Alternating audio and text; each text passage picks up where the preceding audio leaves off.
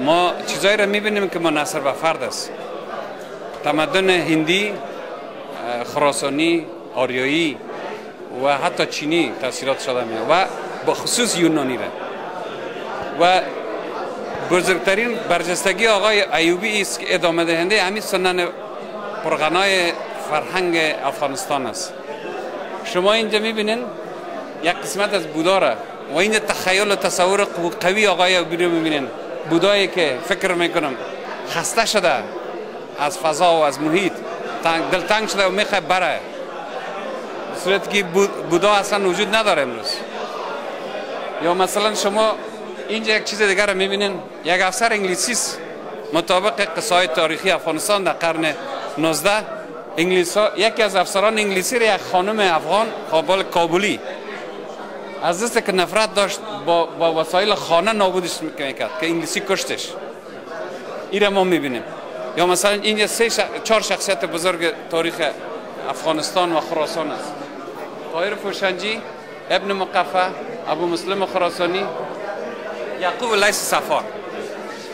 این شخصیت هایی بودن که افغانستان امروز که وجود داره اصلا اساسش به طرف استقلال ابو مسلم خراسانی شروع کرد، از عرب ها، از اموی ها، از عباسی ها. یا مثلا ابن مقفع کسی بود که ضد استبداد ظلم میرزمید.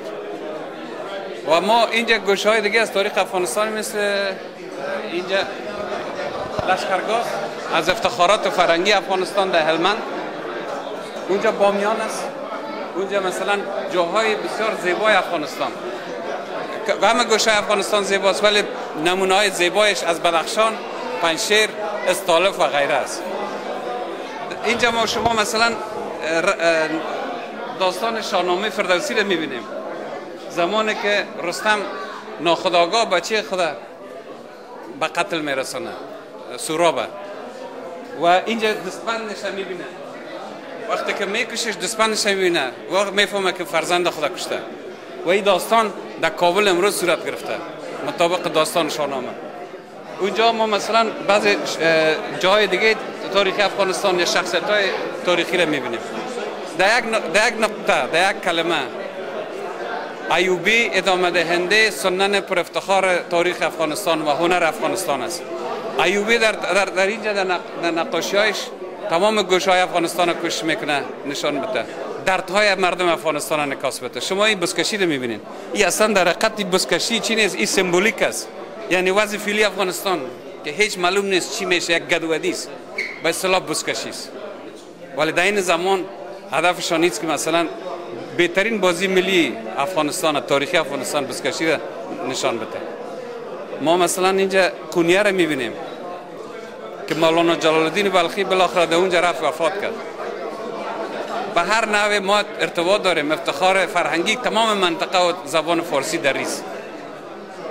بازم میگم که ایوبی یک شخصیت بزرگ هنری است که خدا طول عمر بتش، خدا قلمش و کلکش پر افتخار و پرغنا بسازه تا بیشتر بیافرینه و صحت سلامتی بتش. چون در یک نقاشی خود، در نقاشی های خود تاریخ، فرهنگ و هنر افغانستان انعکاس داده. حیلت رها کن عاشقا، دیوانه شو دیوانه شو، و در دل آتش درآ، پروانه شو پروانه شو. هم خویش را بیگانه کن، هم خانه را ویرانه کن، وانگه بیا با عاشقان، هم خانه شو هم خانه شو. هم خویش را بیگانه کن، هم خانه را ویرانه کن، وانگه بیا با عاشقان، هم خانه شو هم خانه شو.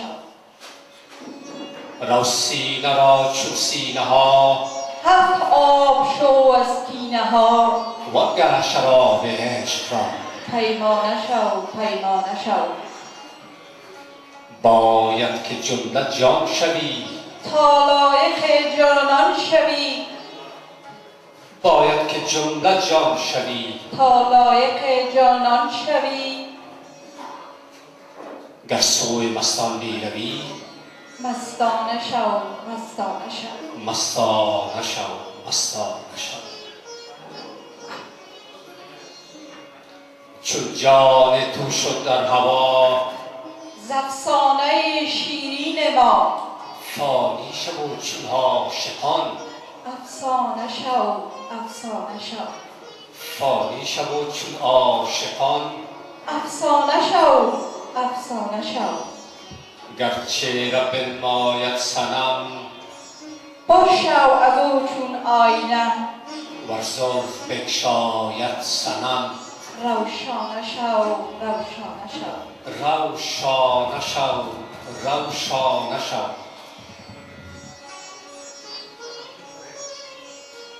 آن نفس که با خودی یار چو خار آیدت وان نفس که بی خودی یار چه کار آیدت آن نفس که با خودی خود تو شکار پشه‌ای آن نفس که با خودی خود تو شکار پشه‌ای وان نفس که بی خودی پیل شکار آیدت آن نفس که با خودی خود تو شکار پشه‌ای وان نفس که بی خودی پیل شکار آیدت آن نفس که با خودی بسته ابر غصه‌ای وان نفس که بی خودی مه به کنار آیدت جمله بیقراریت از طلب قرار توست جمله بیقراریت از طلب قرار توست طالب بیقرار شو تا که قرار آیدت عاشق جور یار شو عاشق مهر یار نه عاشق جور یار شو عاشق مهر یار نه تا که نگار نازگر عاشق زار آیدت تا که نگار نازگر عاشق زار آیدت چون در شبی در باغ دل مانند گل خوشبو شوی چون در شبی در باغ دل مانند گل خوشبو شوی چون برپری سوی فلک همچون ملک مهرب شوی چون برپری سوی فلک همچون ملک محرب شوی هم ملک و هم سلطان شوی هم خلد و هم رضوان شوی هم کفر و هم ایمان شوی هم شیر هم آهو شوی هم شیر هم آهو شوی هر کدام شکل خودت خوش میکنی از طبع خشکی و تری همچون مسیحا برپری گرداب ها را بردری راهی کنی نقص شوی شه باش دولت ساخته مه باش رفعت یافته شه باش دولت ساخته مه باش رفعت یافته تا چند همچون فاخته جوینده کوکو شوی خالی کنی سر از هوس گردی تو زنده بی نفس یا او نبویی ساد سپس چون تو ز خود بی خود شوی تو جان نخواهی جان دهی هر درد را درمان دهی تو جان نخواهی جان دهی هر درد را درمان دهی مرهم نجویی زخم را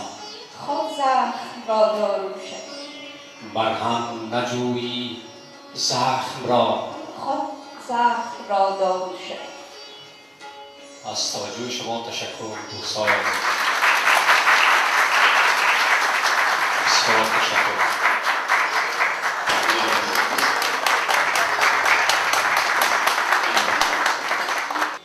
تو نقشی نقشبندان را چه دانی؟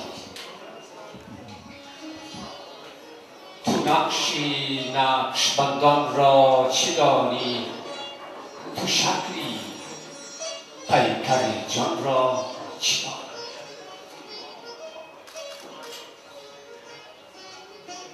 تو خود می نشنوی بانگ دهل را، رموز سر پنهان را چه دانی؟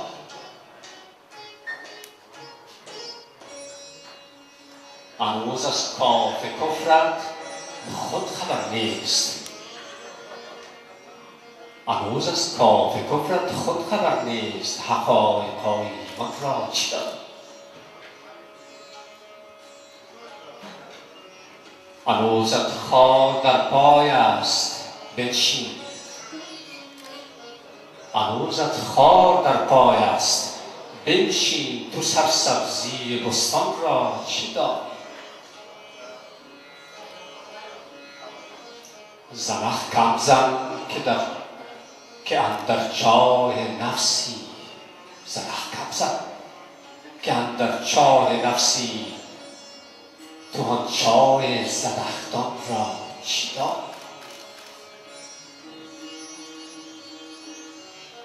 درخت سبز داند قدر باران، تو خشکی قدر باران را چه دانی؟ درخت سبز داند قدر باران، تو خشکی قدر باران را چه دانی؟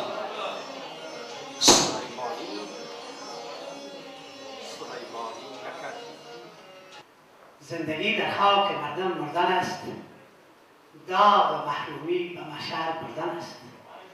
وطن را